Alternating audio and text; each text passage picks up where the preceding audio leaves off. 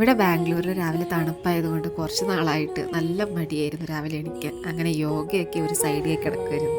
അങ്ങനെ ഇന്ന് തൊട്ട് ഞാൻ നന്നാവാനുള്ള തീരുമാനം എടുത്തിട്ടുണ്ട്. അങ്ങനെ പിന്നെ രാവിലെ കുറച്ച് യോഗയും പിന്നെ കുറച്ച് വെയിലൊക്കെ കൊണ്ടിട്ട് രാവിലത്തെ പരിപാടിയൊക്കെ തുടങ്ങി. കുറച്ച് മുട്ട വാങ്ങിച്ചായിരുന്നു. എന്നാൽ അത് പിന്നെ ട്രേയിലോട്ടാക്കിയിട്ട് ഫ്രിഡ്ജിൽ വെക്കാമെന്ന് വിചാരിച്ചു. ഒറ്റയടിക്ക് ട്രേ വാങ്ങിച്ചു കഴിഞ്ഞാൽ പിന്നെ ഇടയ്ക്കിടയ്ക്ക് വാങ്ങിക്കാൻ പോകണ്ടല്ലോ. മുട്ട പിന്നെ എൻ്റെ ഡയറ്റിലെ മെയിൻ ഐറ്റമാണ്. നമുക്ക് ഈ മുട്ടയും ഫ്രിഡ്ജിലെടുത്ത് വെച്ചിട്ട് പിന്നെ ഉപ്പും കഴിഞ്ഞായിരുന്നു അതൊന്ന് നിറച്ച് വെച്ചിട്ട് നമുക്ക് ബ്രേക്ക്ഫാസ്റ്റിനുള്ള പരിപാടി നോക്കാം. എൻ്റെ സ്ഥിരം ബ്രേക്ക്ഫാസ്റ്റ് ആണ് കേട്ടോ ഇത്.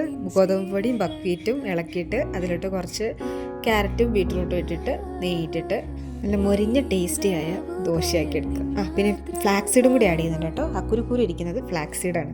രാവിലെ ഡ്യൂട്ടിക്ക് പോകണമെന്നുണ്ടെങ്കിൽ ഇങ്ങനത്തെ പരിപാടിയൊക്കെ നടക്കുള്ളൂ.